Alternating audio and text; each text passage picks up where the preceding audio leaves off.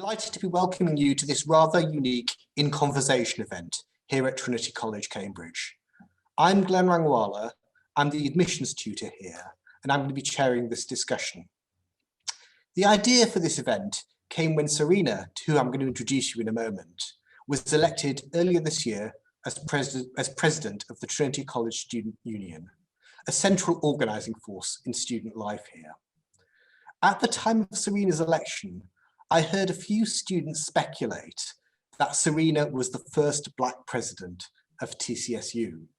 Now, I know she wasn't, because when I was an undergraduate, I started in 1994, 27 years before Serena became president, Gary was president of TCSU. And then we realised that 27 years before Gary, the president was Clem. I'm pleased to tell you that not only do we have Serena here today, but we also have Gary. And not only Serena and Gary, but Serena, Gary and Clem are all here with us today. So let me introduce you to the three Black presidents of TCSU. Serena, the year you started and your subject, please. Hi everyone, I'm Serena Cole. I started in 2019, so now I'm the second year medic and the current president of TCSU. Hi, I'm Gary Pryce. I matriculated in 1992. I read law at Trinity and graduated in 1995. Subsequent to graduating, I went to the University of Virginia in the US and I read for a Masters of Law. I then came back and trained for the bar, and I've been a Chancery barrister. I'm based in Lincoln's Inn and I've been practicing for 22 years. Thanks, Clem. Okay, so first of all, I want to say thanks for the opportunity to participate in the seminar. And the primary person that I have to be thankful for is Serena, because but for Serena, we wouldn't have in the seminar. So I came up to Trinity College in 1965 and I read maths for 4 years, obtaining a BA after 3 years and part 3 of the maths tripos in my 4th year. Subsequently, many years later, 50 years later, the university awarded me a master in mathematics for my 4th year. So I, after leaving Trinity, I spent 4 years at MIT, and I'm glad to say I left there with a PhD. I spent 1 year as a visiting professor in Rensselaer Polytechnic Institute, 4 years at Howard University in Washington, DC. And then for the last 30, 40 years, I've been at Bell Labs and MIT, Bell Labs and AT&T. That's me. Thank you very much, Serena, Gary and Clem. So in Trinity, we tend to talk about our history quite a bit. Of course, some histories are told more often than others. And so this is a good opportunity to talk through one relatively neglected aspect of thinking about how the college has changed over the past 50 years. However, this isn't going to be solely a historical discussion. We'll be moving from the past to the present and onto the future as our discussion progresses this evening. So just some quick ground rules. For the audience, we can't see or hear you, and you can only see and hear us. So you're welcome to applaud us or to boo us, to smile or to frown, but we can't see or hear you as you do that. You are, though, welcome to send in your questions, points, corrections even, to us as we go through this session by using the Q&A function at the bottom of your screen. You should see that where you are, and you're welcome to send in questions as we go through this session, and I'll bring them up as they become relevant to the discussion. I'm hoping to draw upon your questions and thoughts as to keep this conversation going. But I'm going to start off with a couple of questions, and let's see where that discussion goes. We are going to be recording this session, but again, only the speakers will be visible and audible in this recording.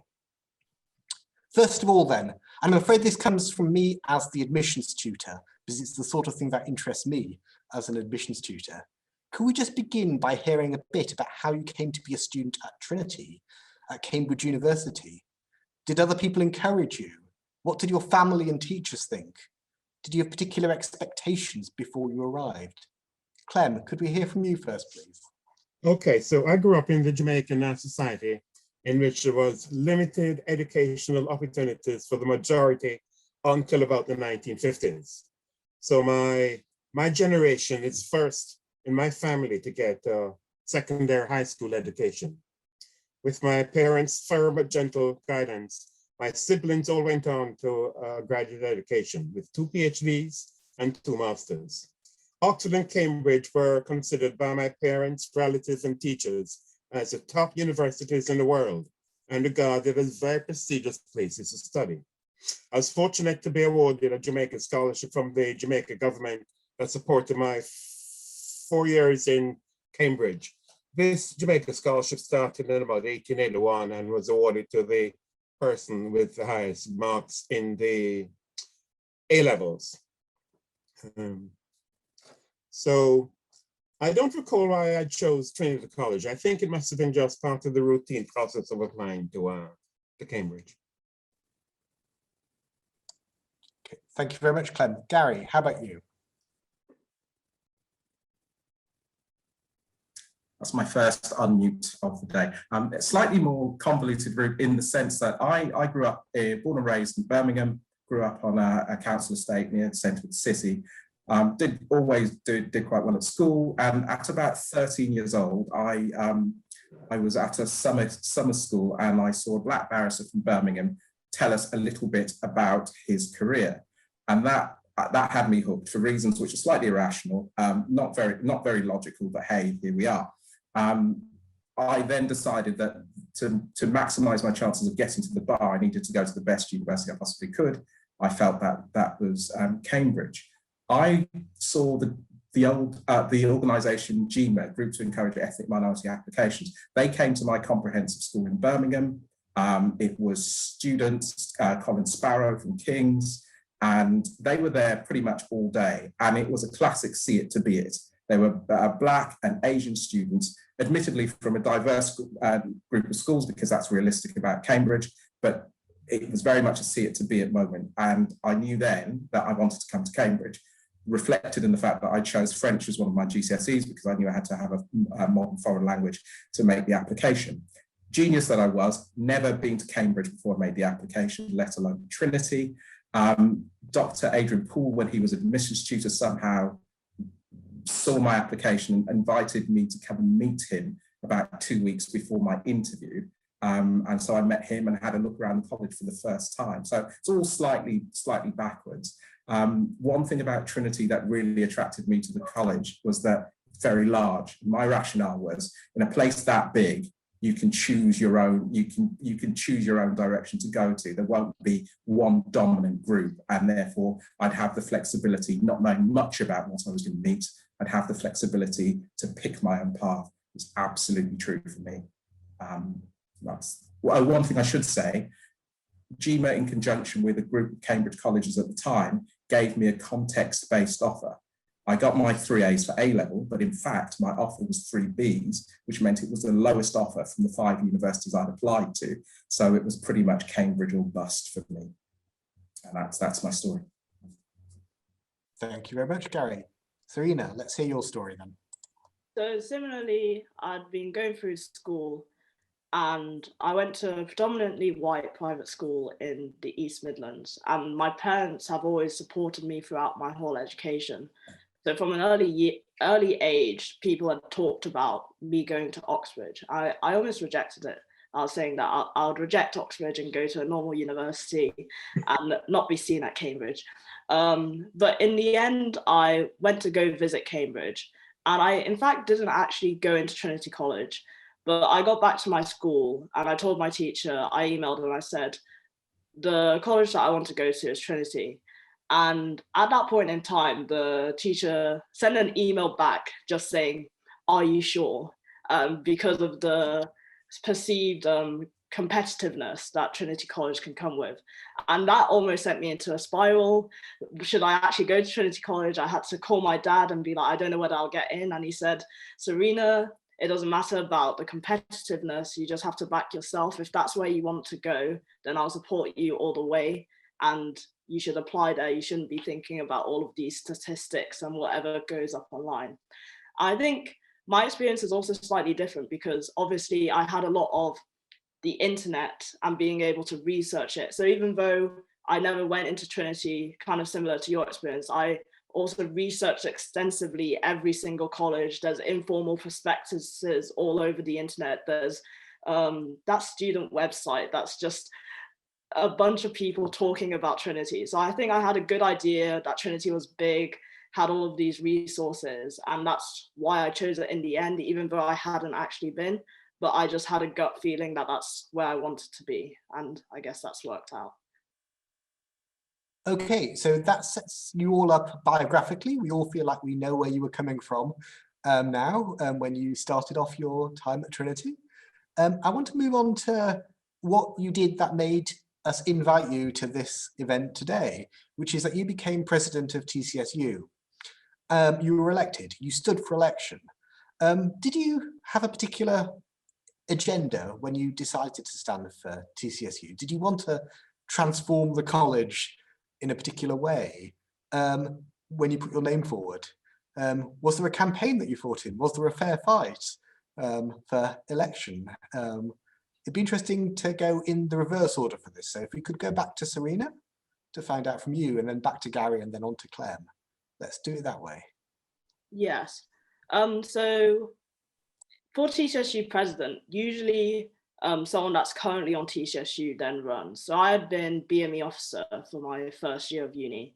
I think coming from that background, I had already talked a lot with a few people in college, got Black History Month to get going. So I felt a bit more confident in my standing and how I would go into being president. And I think also coming from that background, people knew how I would go into it, and coming as the first female Black president and the first Black president that had been in people's minds.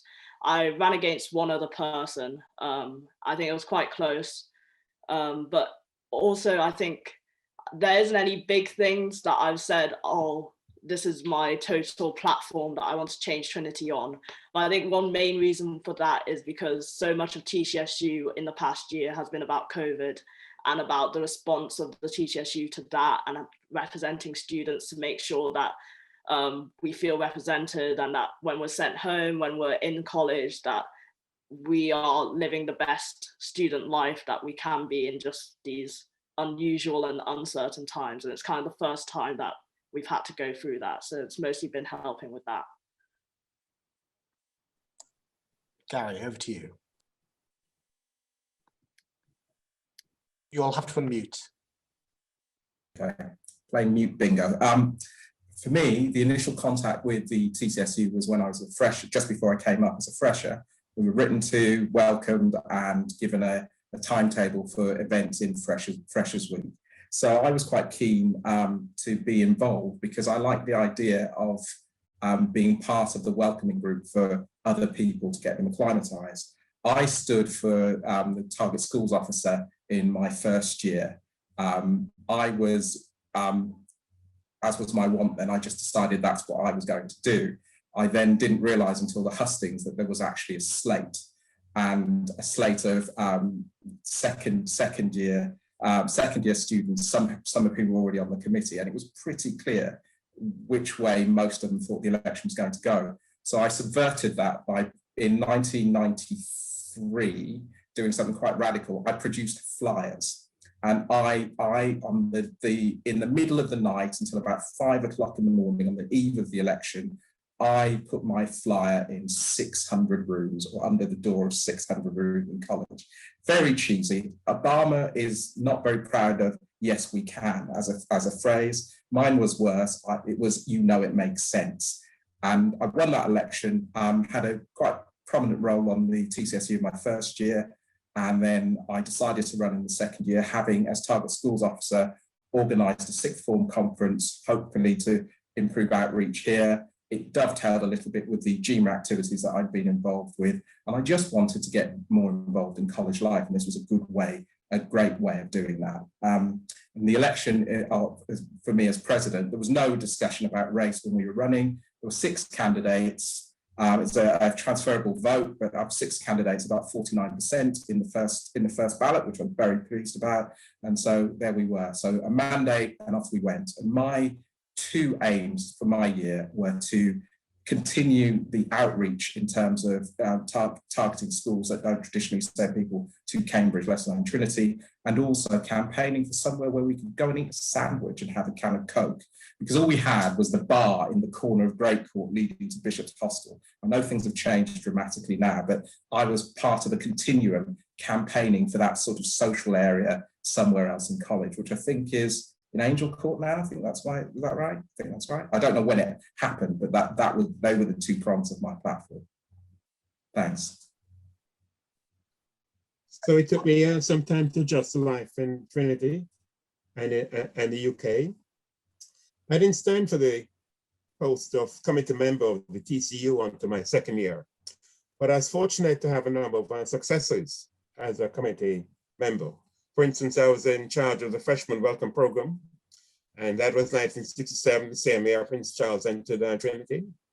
And I was the kitchen officer, and that was sort of mixed. But in any case, I had a number of successes, and when I ran, I actually got 85% of the vote. So. There's one thing though, that I hadn't run in my first year, so that I was elected at the end of my 3rd year, but then I needed a 4th year to complete that term.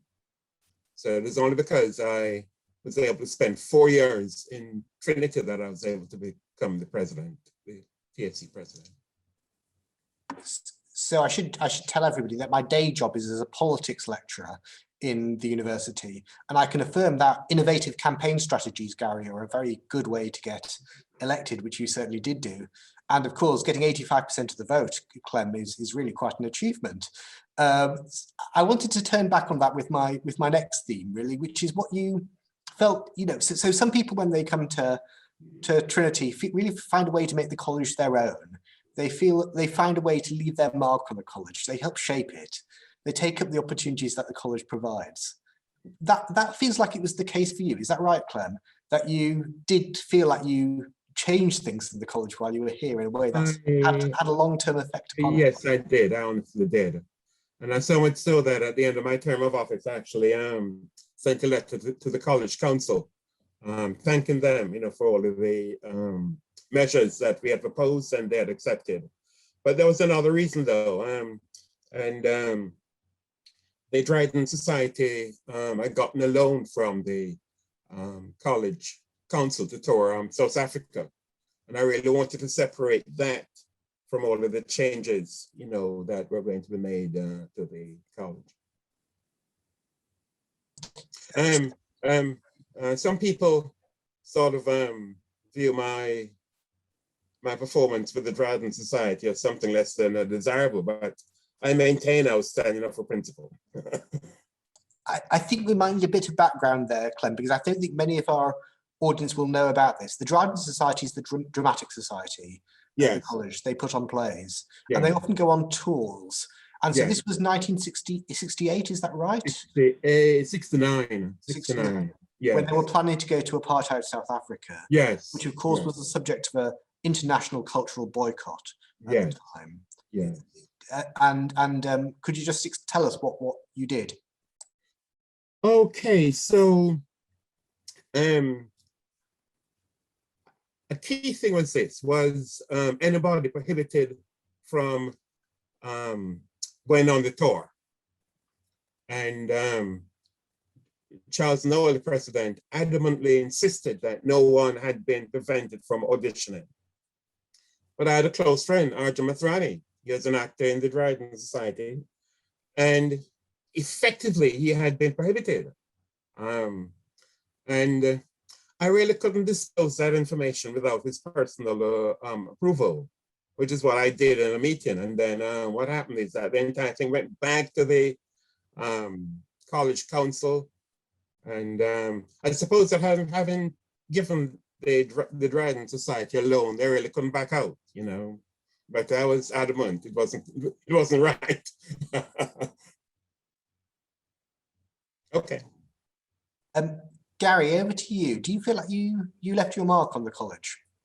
It's pretty difficult to say that with you know, hundreds of years behind you. I do remember we used to have liaison committee meetings with fellows for the college, as was Vice Master Davidson used to chair those, and there was a discussion about the 450th anniversary of the college, and I think the senior tutor at the time, Graham Chinner, said, I think it might be a bit vulgar to celebrate 450 years. So in that context, it's difficult to say, you know, you've left your mark on the college. I'd say I tried, in the sense that one of the things we campaigned on was that there were, in my year, the college was going to increase rents above the rate of inflation. And I tried to link that with a particular theme of mine, which was that the college should be making special provision for students who are of lower financial means in order to make it more feasible for them to come. So we drummed up some publicity on the basis that the above inflation increase was a Trinity tax, and we did manage to reverse the proposed increase in that particular year. If that's a mark, then I'll take that. But I was very fortunate when I was at college. I have good friends who I'm still in touch with on a regular basis from the time when I started when I was 18. Enjoyed all the activities that college had to offer. Being a big college, I play sport. There were lots of people willing to do the same thing. And as an enormous stroke of luck in my final year, I was given a Holland Fund traveling studentship, which effectively paid for most of my tuition for me to go to the University of Virginia to study a master's in law the year after I graduated from college. It was a complete surprise to me. I was very much encouraged by my director of studies to apply when I hadn't really thought that I would. And it gave me a great insight into quite a different experience, which in fact cemented my resolve that I wanted to come back to England to practice at the bar. So yeah, Trinity, while I was here, gave me great opportunities and provided a springboard for what I wanted to do next as well. So we have our first question, and just to remind you, you're very welcome to submit questions using the Q&A function at the bottom of the screen. Our first question comes from a certain Dame Sally Davis, who happens to be the master of the college. And she asks, would you tell us about a bad experience at Trinity and how you handled it? Conversely, a great experience too, please. I wonder if we could start with, we could take that with Gary first, actually, if you don't mind. So carrying on what you were just saying. All right, okay. And before we get to Clement, then back to Serena. So Gary, over to you. I think I always wonder about black people who come on TV and say, I've never experienced racism and I've been very lucky in my life, because I wonder where they live, because it must be happening to somebody. It did happen to me in my first week, Freshers Week at Trinity. And I think about 2 days into college, I decided that I didn't want to stay. And so there was an opportunity on a Sunday morning.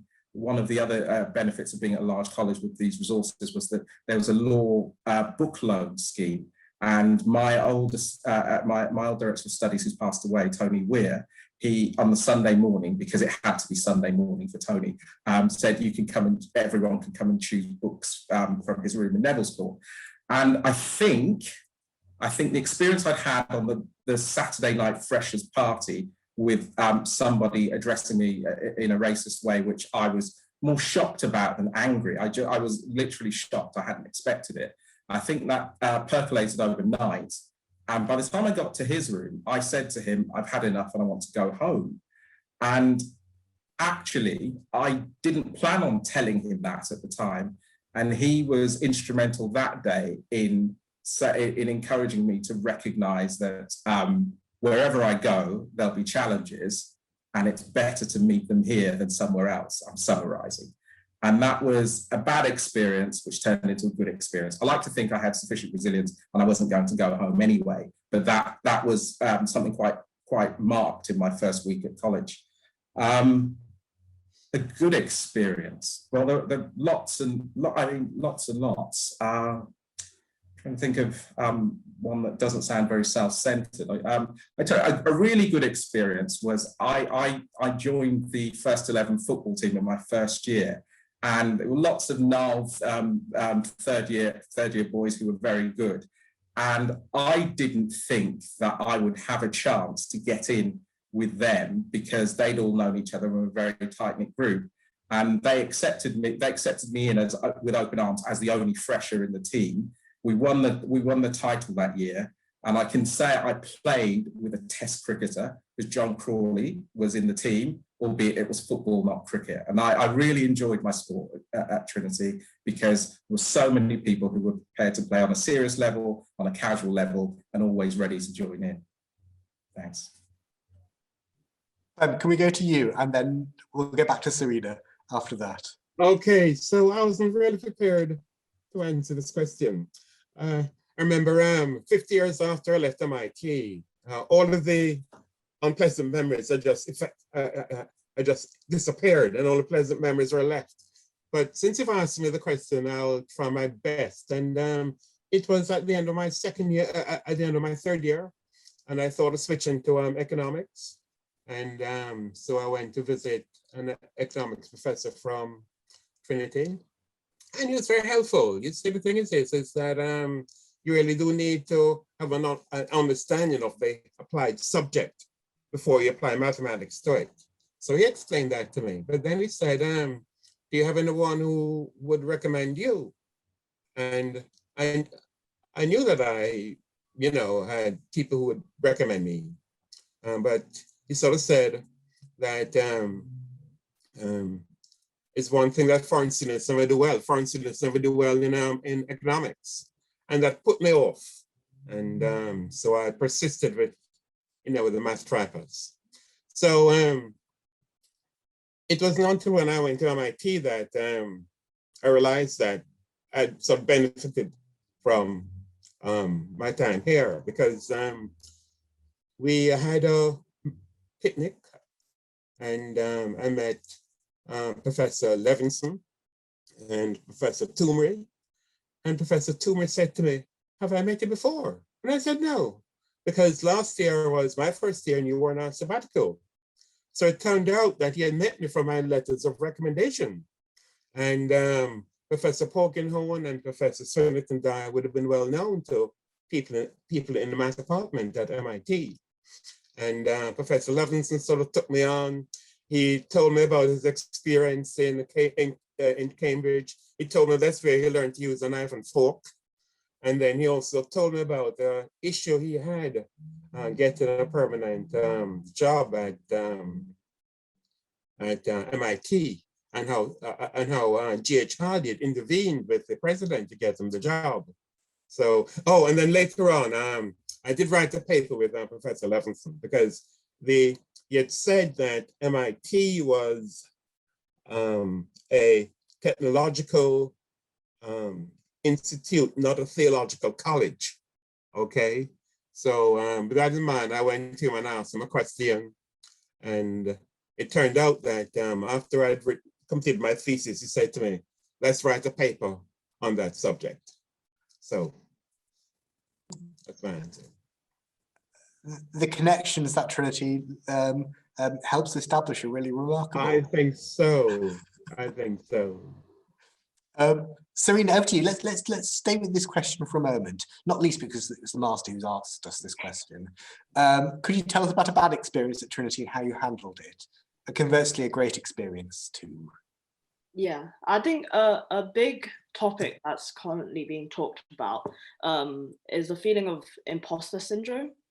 And I think a lot of people might say that they feel it, and it might be based on academics, it might be based on just feeling that you're coming into a place that you don't think that you belong to. And I think Trinity has a long history behind it. And I think that the more and more people that come here, and the more you can look around and see, okay, this is where I belong, and you can find places where you fit in, that helps. However, I think that this term, especially with COVID, which can be quite isolating, I've been feeling a bit of imposter syndrome a bit more, especially in social circles, and just trying to find my place there.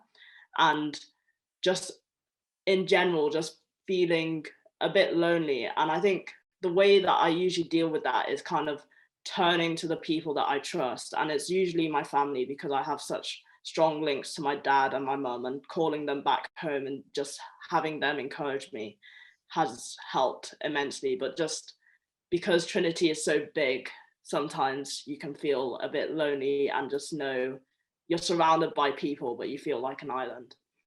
But I think on the other side of that stick, my best experience is also just having the experiences with the friends that I have made. And especially at the end of this term, with after exams, it's been a bit better weather. We've been going punting. We've been having some quintessential Cambridge experiences, and just remembering back to formals and things like that. Those are some of the really big memories that I have.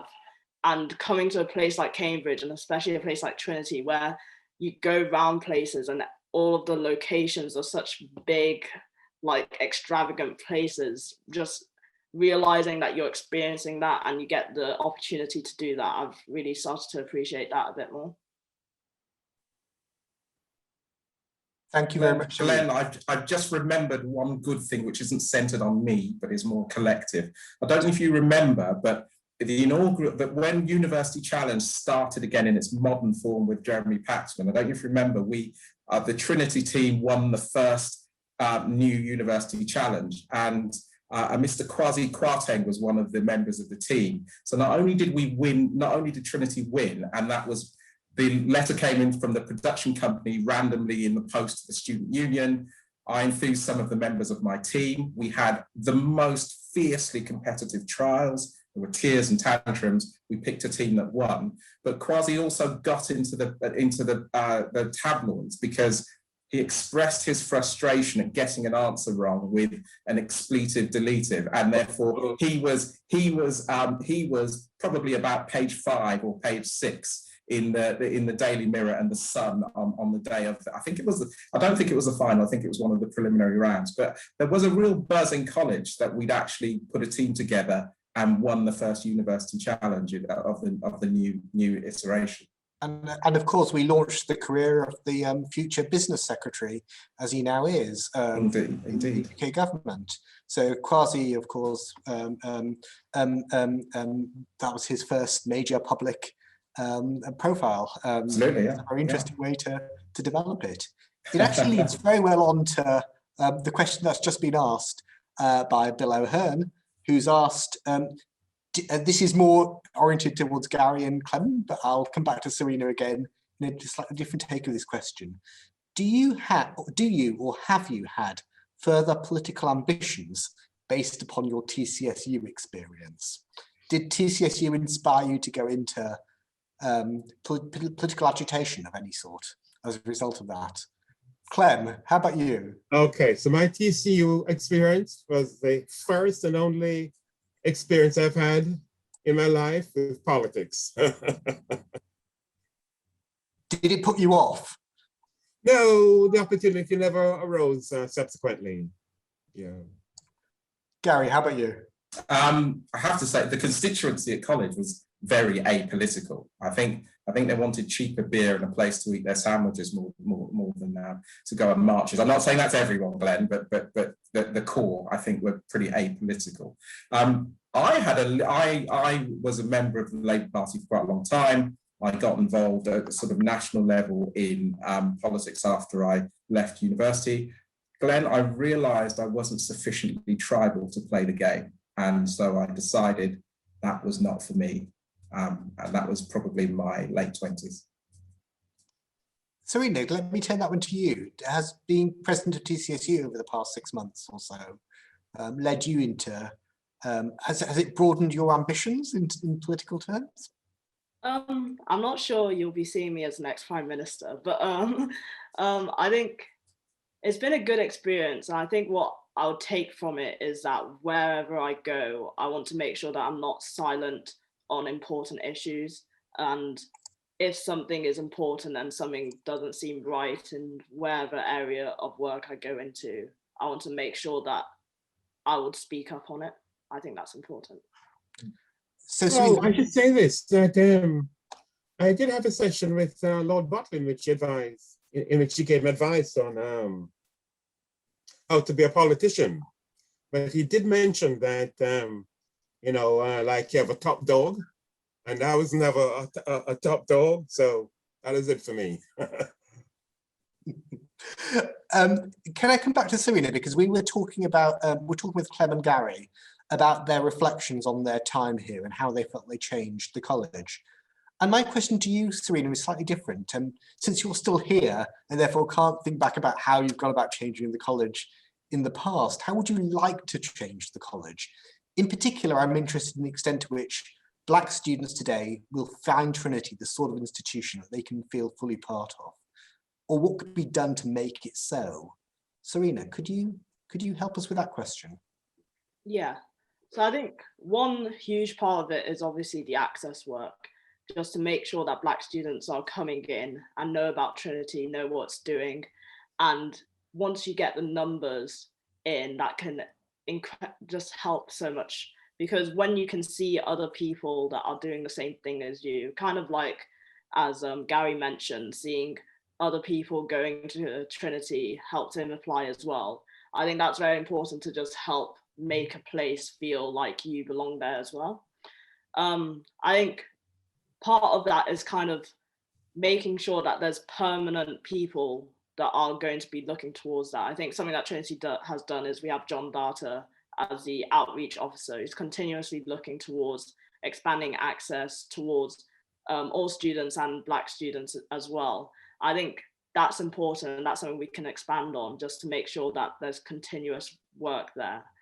And I think once you're in the college, part of it is just making sure that people get involved. I think one thing is that you can come to the college and you can kind of isolate yourself, and then you might feel the imposter syndrome, you might feel a bit lonely, but just making sure that there are events where it's not just if you've come from a certain background, you'll feel like you want to go to those events, but that these events appeal to all of the variety of people that are coming in, so that they can come out of their shell and go to these events and meet new people as well. So I think we've got more societies, hopefully. I think there's a potential of a BME society starting up. So just having that work and creating a space where people can go and enjoy themselves and basically have that experience that isn't impacted by the fact that they are Black. That doesn't make it a lesser experience, but they get the exact same one as well. I should say that a number of our participants today from one of the organisations we've been working with for 4 years. We've had a partnership with an organisation called Target Oxbridge, a London-based organisation which works with Black British students. And I know a number of students from that organisation are joining us. And if you have questions that you would particularly like us to address, please do feel free to send them in using the Q&A function at the bottom of the screen. So we're hoping that we'll be able to bring your perspectives into this discussion too. Looking to Gary now, I suppose, I'm thinking also about how you think the college can change for the better in the future. I know you have, it's been a few years since you left us as a student, but I wonder if you've got perspectives also about what the college could be doing to improve how we include people here. Well, I think there are two directions one should look at. And I qualify this by saying, as you point out, Glenn, I'm old now, and it's been a while. But firstly, in terms of recruitment, it's the constant search for diversity, not because for no other reason than it's valuable and effective, and it's the right thing. It's also the right thing to do. From the college's perspective, what I see by looking at the website and for keeping my ear to the ground, the steps that are being taken now are light years away from what was going on when I was an undergraduate. I know that PhD students from Trinity are actually engaging with Year 10 students, coincidentally, in my two daughters' comprehensive school in London, with the Year 10 students to help them along. And I'm aware, I've heard of Target Oxbridge as well. So it's about, as Serena says, it's about access work and consistency and increasing numbers, because if then one looks to the other side of the threshold, i.e. undergraduates and graduates coming into college, I think to be more confident that great students won't feel isolated, you need to have that diversity of intake. I know it's a bit of an advertiser slogan, but it is true. You need to see it to be it.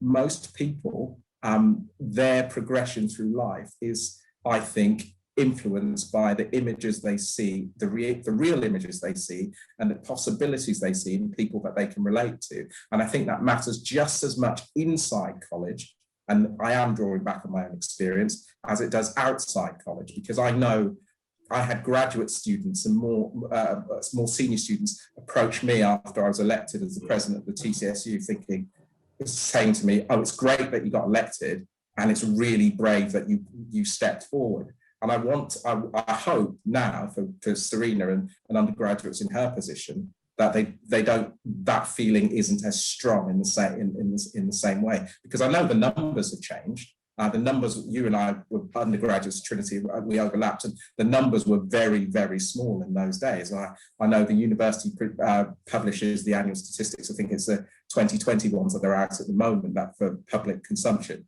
And so I can see that the numbers have changed. They're still quite small, but they are much, much better. They're much, much better than they were when I was an undergraduate. So it's about consistency of application in terms of access and promoting the university for those who want to come in, and making sure it's a valuable and enriching experience for a diverse group of undergraduates when they are at Cambridge and at Trinity. Thanks. So just to pick up on that, I mean, as admissions tutor, I do see the stats on a regular basis, and obviously have a role in producing them.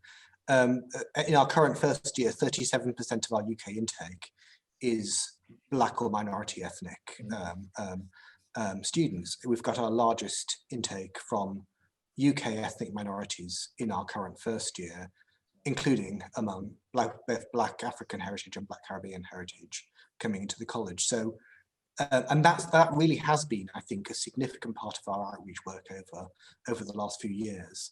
And so it's really good to see that and that work has often been with younger age groups too. As you mentioned, year 10, we do go back now to the younger age groups and work with them, not necessarily in encouraging them to think about university, but to encourage them to enjoy their subjects, to really get into what they're doing, and to give them a sense of the direction of it, how it can develop over many years. And we do see the fruits of that now, I think, very much coming out. We've got one question though, which directly addresses this. We've got a question: why is it that Cambridge and Oxford have this stereotype of not being a place for Black students?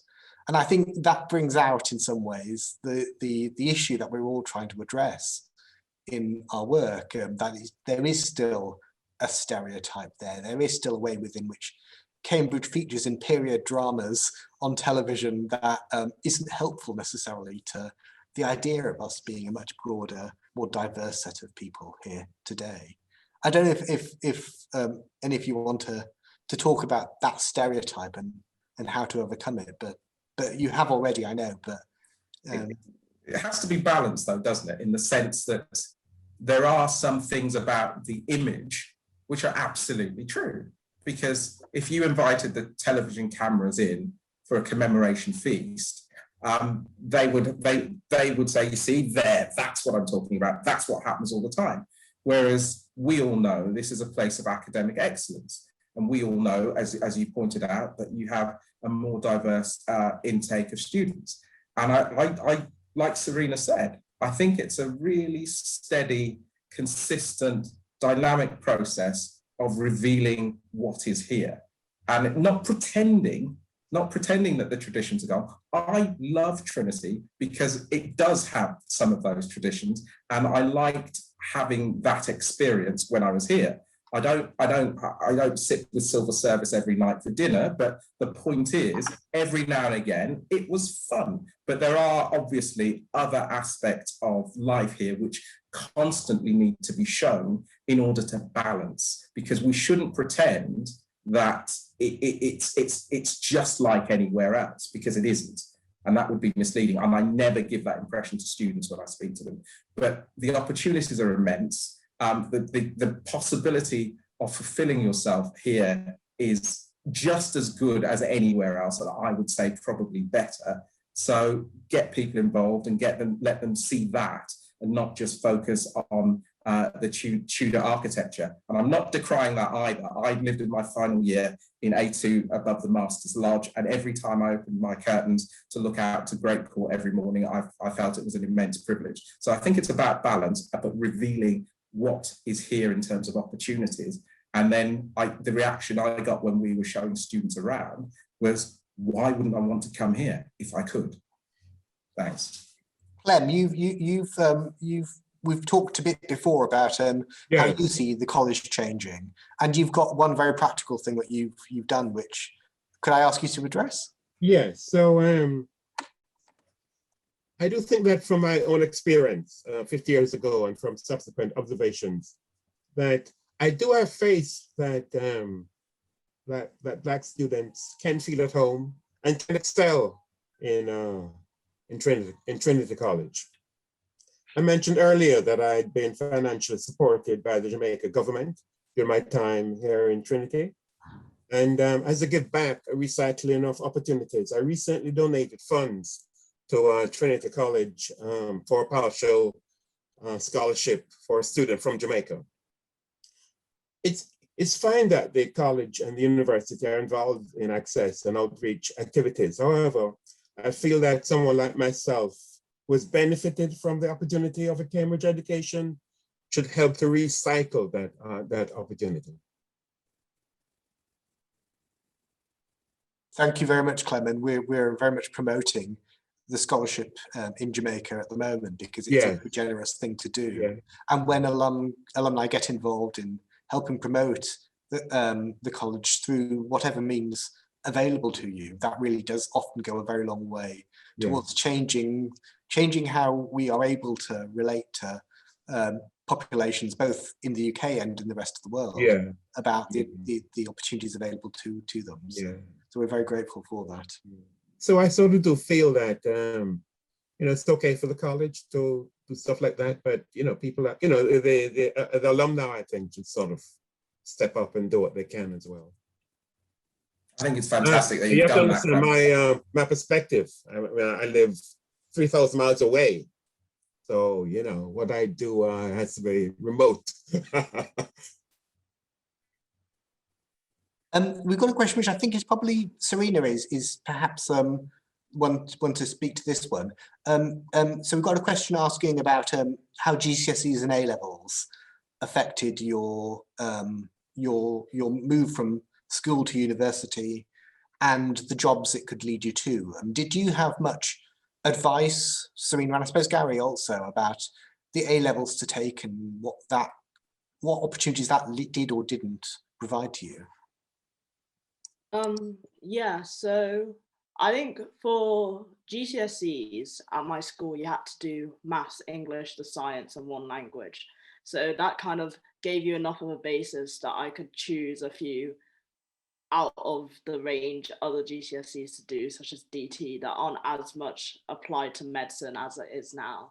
And I think at the time, I didn't know for a long time that I wanted to do medicine. I kind of chose it in year 13, but what I did have was A-levels that allowed me to delay that decision, because I knew that I didn't know for certain, but I knew that I wanted to go into something kind of scientific. So I did maths, physics, chemistry, and biology.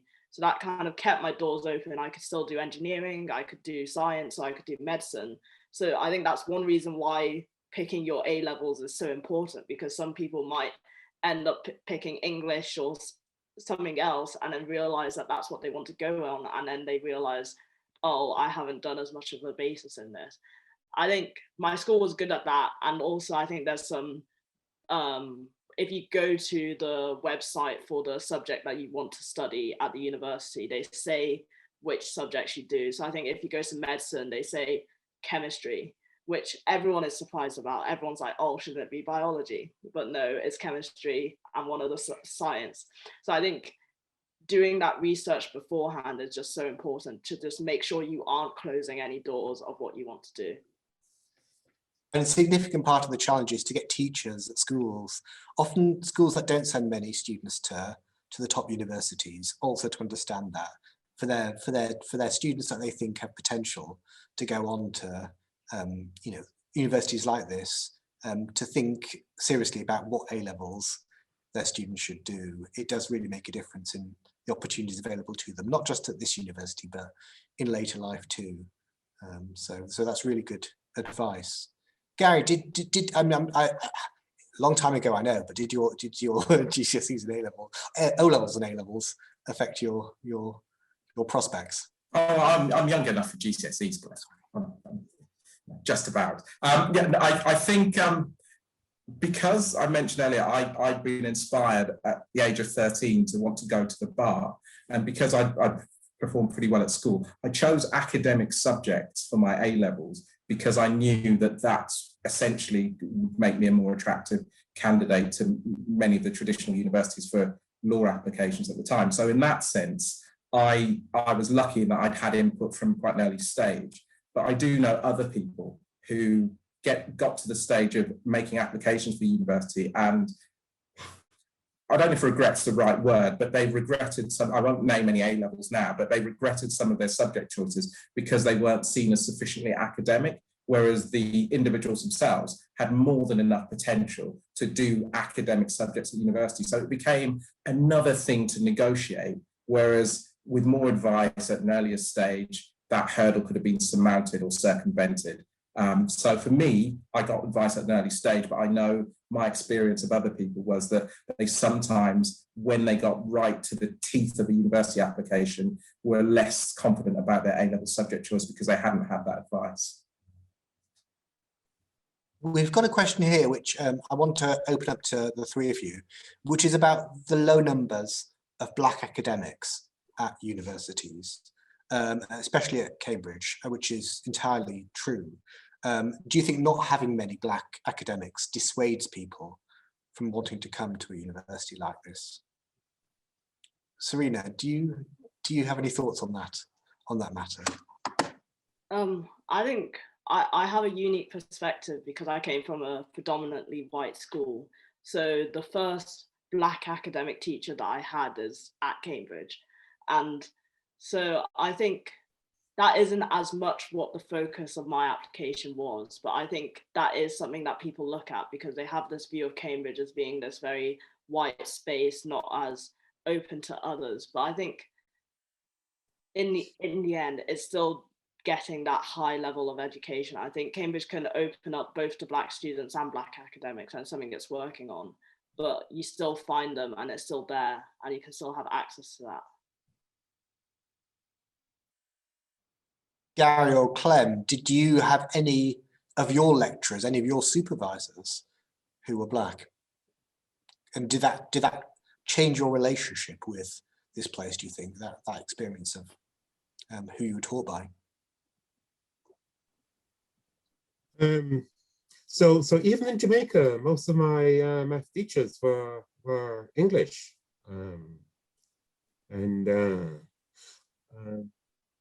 I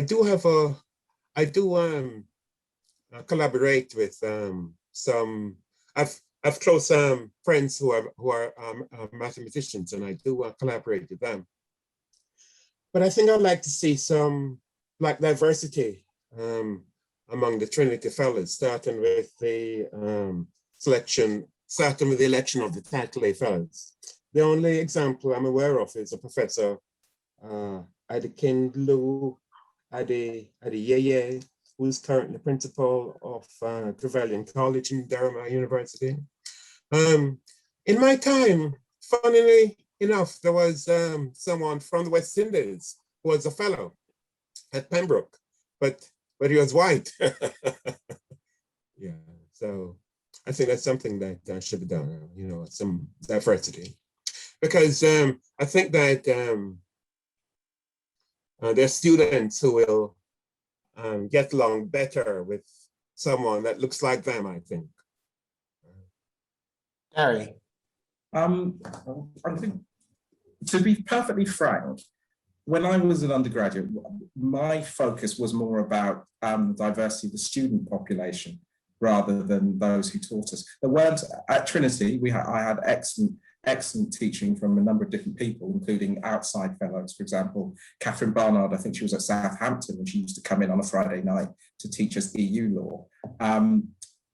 But our focus wasn't really on the makeup of the academic staff. And I think one of the reasons for that is there's so much more information now because the internet is fully established.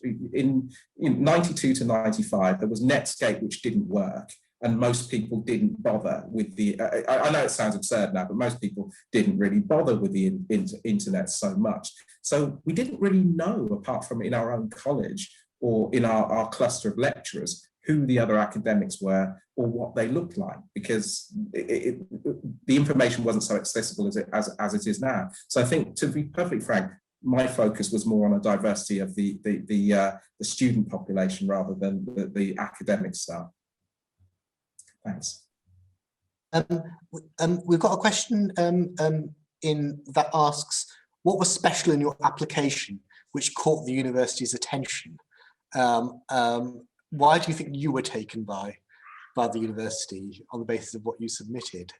Serena, I don't know if you can answer that for yourself. It's a difficult one from your perspective to answer, is it? Yes, I feel like whoever read my application would be much more in a position to answer this. I'm not sure. I think it's different from medicine as well, because so much of medicine is putting in the work experience and showing that you're basically interested in your subject. And I guess that applies to everyone else as well. I think that's the advice that I say, that whatever you do, try and go and just find out more about your subject and then you can write about it.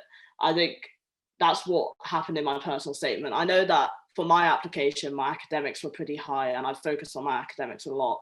And since we had an admissions test and looking online, I need to focus on that as well. But other than that, yeah, it's just whatever you're interested in, that's what you're applying to, and just focus on that, get as much stuff as you can to write about that in the personal statement. And that's kind of what I think, but I'm not the be all and end all about how to apply.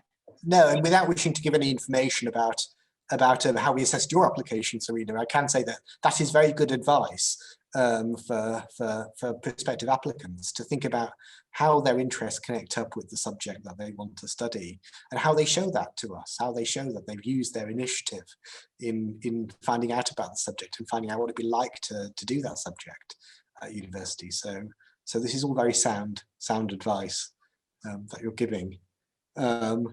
And of course, the academic ability, you need to show that too. And you mentioned that as an important part of it. So very much appropriate in that respect. We've got a question about this is the master coming back in again. We've got a question about how postgraduates demonstrate less diversity than our current undergraduates, which is absolutely right.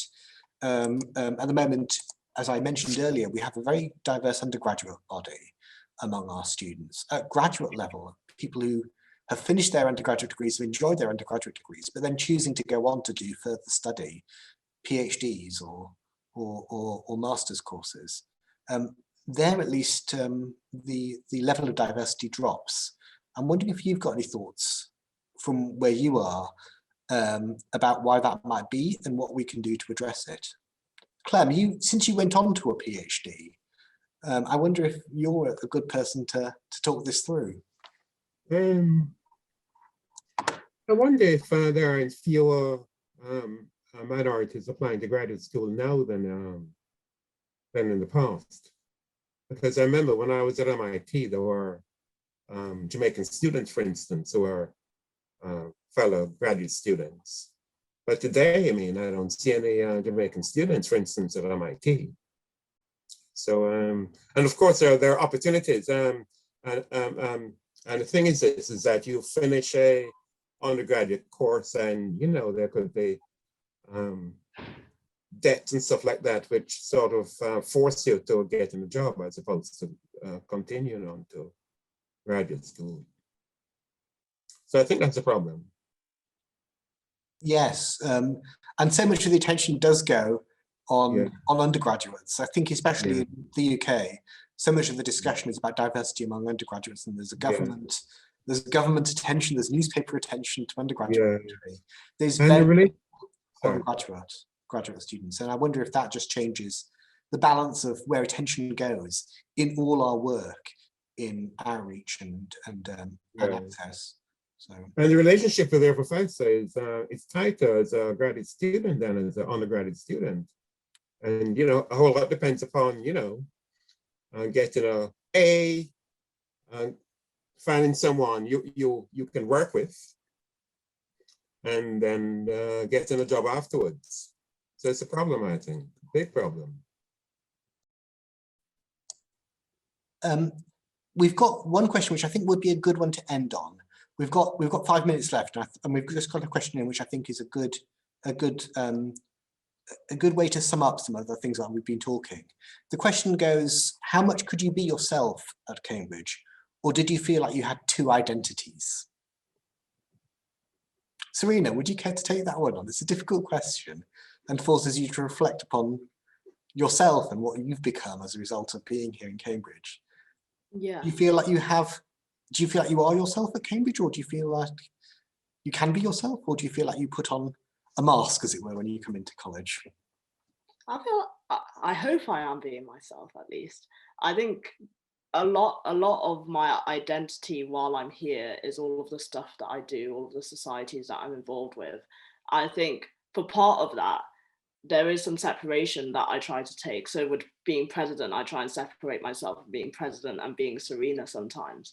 So I think there is that, but also wherever I am, there is kind of a change because I'm so all over the place. I went to school in the East Midlands, I live in London, and I go back to Nigeria sometimes. I think it's kind of a very modern thing to just not always be sure about which identity you're putting forwards just based on who you're with, whether you're with family, whether you're with friends. But I think it's hard to say. I think one thing is that coming here, I'd been in a school for 18 years in the same school, and then I came here and I didn't know that many people. So I didn't put as much as myself forwards in the beginning, but as you get to know more people, I can do that more.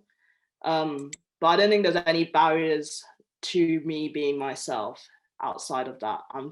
I try and be as much as myself as I can be. Gary?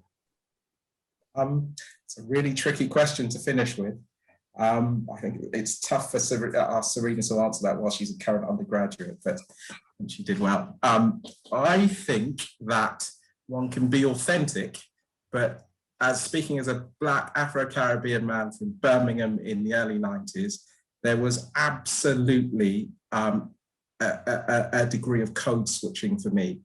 And that's about when I'm training with the Blues football squad, whether I'm having a great time at King's Bar and Black Caucus Jam, whether I'm doing TCSU and college matters and sitting in luxurious rooms in Neville's Court talking about what we're doing there, or whether I'm with my close friendship group really making bad food but thinking it was great.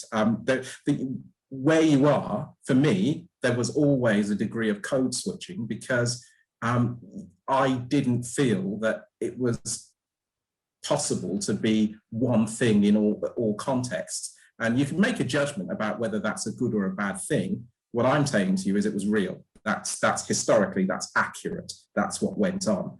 I think as you become older, more experienced, I think you can assimilate those different, if you want to, assimilate those different perspectives more easily, hopefully.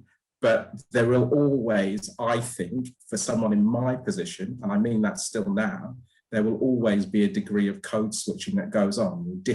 You present a slightly different face in different environments. And I'm not revealing anything startling in that, but that's just true. Thanks. Clem, did you feel like you could be yourself when you were at Trinity? Yes, because there's a premium on being distinctive. And so, I mean, I had no problem there. I had a problem though with assimilating. And so I remember it was the end of my second year and I went to see some friends of mine in a concert in the dining hall, and all of them were in tuxedos. So at the start of my third year, the first thing I did, I went out and I bought myself a tuxedo. You tried So to fit in? it's a compromise, I think, you know, being yourself and assimilating. When you I think you graduated, can do both. I think you should do both. when you graduated, Clem, did you so at the time we were allowed to wear your national dress, did you, when you graduated, or did you? No, that was the question. No. You didn't. Okay, no. I did when I graduated. Okay. I wore my national dress rather than the tie and the Clem, Gary, did you? Well, in Jamaica, we didn't really have a formal national dress. To be honest, I made mine up, but it got through. I just want to thank you all very much for all the conversation we've had. I've learned lots of ideas for the future. And I know these are conversations that we'll continue having with Serena and with our future presidents of TCSU as well. So I'm very much looking forward to hearing how Serena's ideas develop in her time here and getting to know our future students. Thank you very much for all the conversation. Thanks to the audience for joining us and for the questions. Thanks to Fiona Holland in particular, who's had such an important role in putting all of this together. And of course, our main thanks to our three discussants today, Clement McCalla, Gary Pryce, and Serena Cole. Thank you all for your time. Bye, everyone. Bye-bye. Bye-bye. Bye.